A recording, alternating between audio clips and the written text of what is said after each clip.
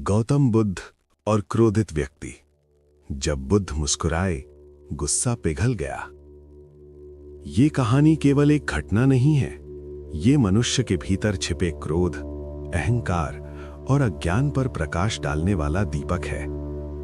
ये कहानी बताती है कि तलवार से नहीं, शब्दों से नहीं, बल्कि मौन और करुणा से भी युद्ध जीते जा सकते हैं। ये कहानी है गौतम बुद्ध की, और एक ऐसे व्यक्ति की जिसका क्रोध आग बन चुका था, लेकिन बुद्ध की एक मुस्कान ने उसे पानी बना दिया। अध्याय 1। क्रोध में जलता हुआ मनुष्य। कपिलवस्तु के पास एक गांव था। नाम था अरण्यग्राम। इस गांव में रहने वाला एक व्यक्ति था, अंगुल। अंगुल का नाम उसके स्वभाव से बिल्कुल उल्टा था। वो ना तो सौम्य था, ना ही शांत। उसका मन हमेशा अशांत रहता था। छोटी छोटी बातों पर गुस्सा, लोगों से झगड़ा, कटु शब्द और भीतर जमा हुआ जहर। उसका मानना था, जो चुप रहता है वो कमजोर होता है। वो शक्ति को क्रोध में देखता था। अध्याय 2। बुद्ध के बारे में सुनी बात। एक दिन गांव में चर्चा फैल गई। गौतम बुद्ध यहां से कुछ दूर ठहरे हैं। वे कहते हैं, क्रोध छोड़ो, मोह त्यागो, अहंकार छोड़ो। ये सुनते ही अंगुल का चेहरा लाल हो गया। क्रोध छोड़ो, अहंकार त्यागो? उसने हंसते हुए कहा, अगर सब शांत हो गए तो दुनिया कैसे चलेगी? अध्याय 3। क्रोध लेकर पहुंचना।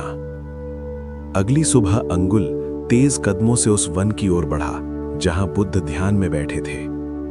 उसके मन में विचार नहीं थे, आग थी। वो चाहता था बुद्ध को अपमानित करना, उनके शब्दों को तोड़ना, उन्हें चुप कराना। अध्याय 4।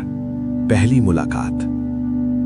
बुद्ध पीपल के वृक्ष के नीचे बैठे थे, आंखें बंद, श्वास शांत। अंगुल जोर से बोला, ओ महात्मा, लोग तुम्हें बहुत बड़ा संत कहते हैं, पर मैं देखना चाहता हूं तुम कितने बड़े हो। बुद्ध ने आंखें खोली। उनकी आंखों में ना डर था, ना क्रोध, केवल करुणा। वे मुस्कुराए।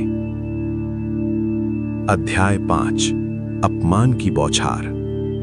अंगुल को ये मुस्कान चुभ गई। वो और जोर से बोला, क्यों मुस्कुरा रहे हो? क्या तुम्हें डर नहीं लगता? मैं तुम्हें गालियां दे सकता हूं। बुद्ध शांत रहे। अंगुल चिल्लाया, कटु शब्द, अपमान, अपशब्द, लेकिन बुद्ध ना हिले न बदले। अध्याय 6। बुद्ध का प्रश्न। काफी देर बाद बुद्ध ने शांति से पूछा, वत्स, एक प्रश्न पूछूं? अंगुल चौंका। पूछो।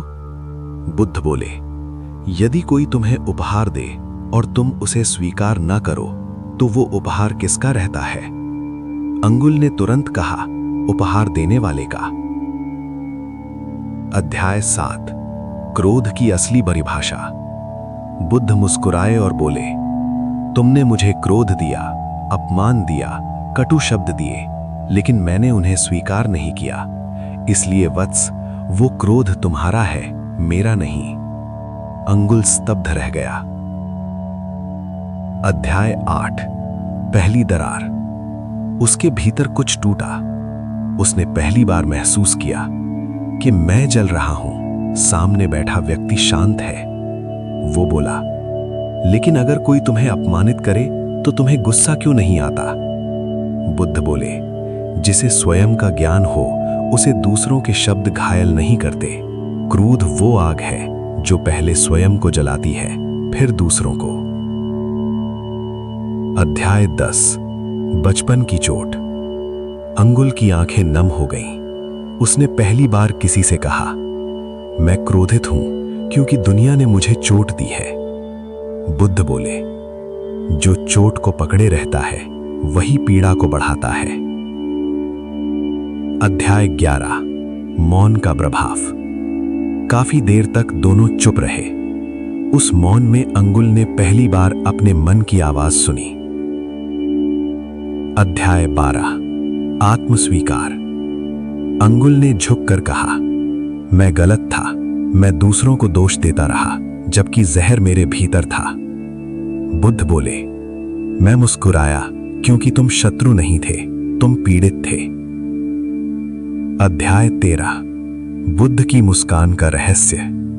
बुद्ध बोले, मैं मुस्कुराया क्योंकि तुम शत्रु नहीं थे, तुम पीड़ित थे।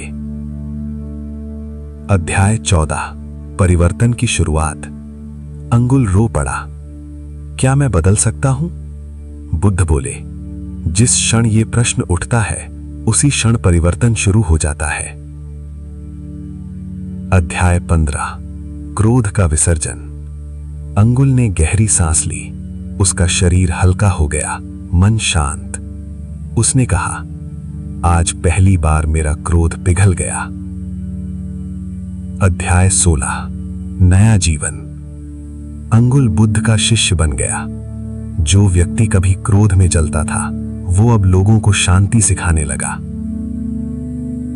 अध्याय 17, गांव की प्रतिक्रिया। गांव वाले चकित थे, क्या ये वही अंगुल है?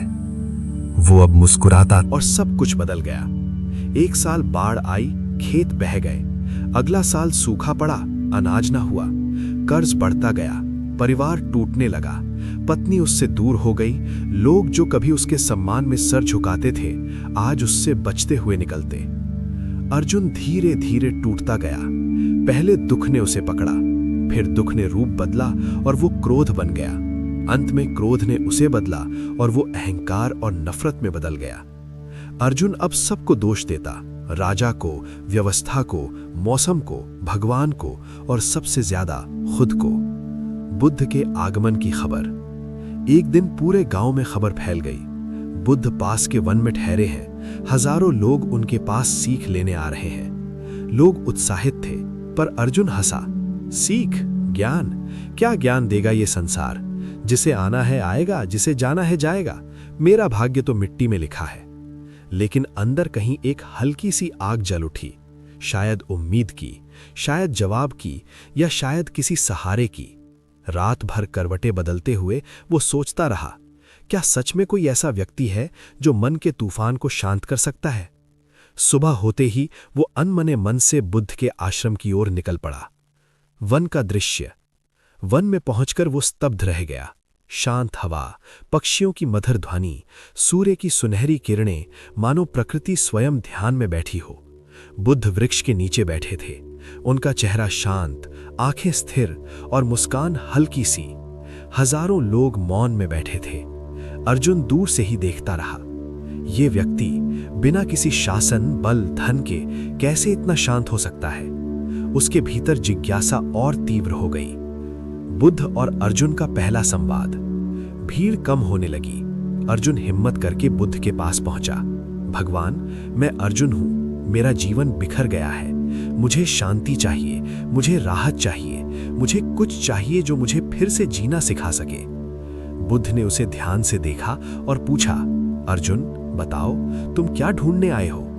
अर्जुन रो पड़ा, मैं दुख से भागना चाहता हूं, सब कुछ खो चुका हूं। मुझे शांति दो, सुख दो, समाधान दो। बुद्ध मुस्कुराए, अर्जुन, अगर तुम्हें लगता है कि दुख से भागकर सुख मिलेगा तो तुम सबसे बड़ी भूल कर रहे हो। अर्जुन चौंक गया, तो क्या मुझे दुख में ही रहना होगा? बुद्ध ने धीरे से कहा, नहीं, तुम्हें दुख को समझना होगा। समझा हुआ दुख ही समाप्त होता है। जिससे भागो वो और पकड़ता है, जिसे समझो वो मिट जाता है। बुद्ध ने दी एक अद्भुत सीख, कटोरा भर नमक। बुद्ध ने अपने शिष्य आनंद को बुलाया और कहा, एक कटोरे में पानी लाओ और कुछ नमक भी। अर्जुन और लोग आश्चर्य से देखने लगे। कुछ देर में कटोरा आया। बुद्ध ने एक चुटकी नमक लिया और पानी में डाल दिया। फिर पूछा, अर्जुन, इसे पीकर बताओ स्वाद कैसा है?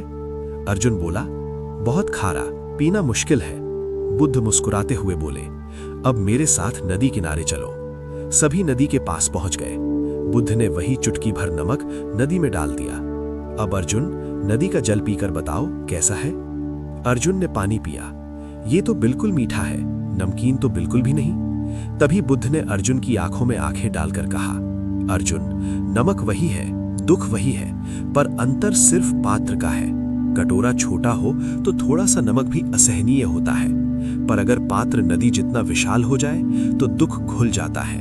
फिर बुद्ध ने गूंजती हुई आवाज में कहा, अर्जुन, अपने मन को नदी बनाओ। मन छोटा होगा तो दुख बड़ा लगेगा, मन बड़ा होगा तो दुख मिट जाएगा।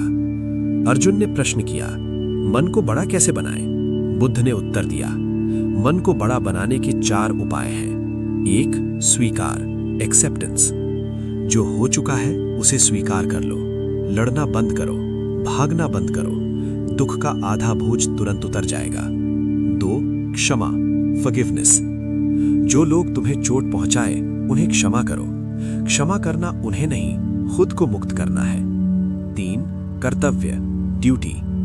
भूत कल है, भविष्य कल्पना है, सिर्फ आज यानी कर्तव्य वास्तविक है।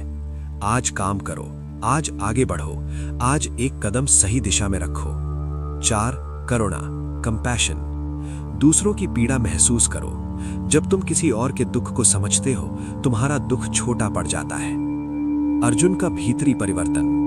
बुद्ध की बातों ने अर्जुन को भीतर तक झकझोर दिया। वो सोचने लगा, मैं जितना दुख से भागता था वो उतना मेरे पीछे आता था। मैंने अपने मन को कटोरे जैसा छोटा बना लिया था, इसलिए दुख मुझे डुबो रहा था। वो बुद्ध के चरणों में गिर पड़ा। भगवान, मैं समझ गया, मुझे अपने मन को बड़ा बनाना है, जीवन को स्वीकार करना है और फिर से जीना सीखना है। बुद्ध ने उसका हाथ पकड़कर उठाया और कहा, अर्जुन, जीवन को बदलने के लिए एक क्षण चाहिए, पर समझ आने में साल लग जाते हैं। आज तुमने वो क्षण पा लिया है।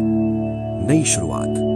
अगले दिनों में अर्जुन बुद्ध के साथ ध्यान करता, उनसे सीखता और भीतर से बदलता गया। उसके चेहरे पर पहली बार वर्षों बाद मुस्कान आई। कभी कंधे झुके रहते थे, अब सीधा चलता था। जिसे खुद पर भरोसा नहीं था, अब कदम आत्मविश्वास से भर गए। वो गांव लौटा। लोगों ने पूछा, अर्जुन, तुम्हारे साथ क्या हुआ? तुम इतने शांत कैसे हो गए? वो मुस्कुरा कर कहता, पहले मैं कटोरा था, अब मैं नदी बन गया हूं। धीरे धीरे उसने काम करना शुरू किया।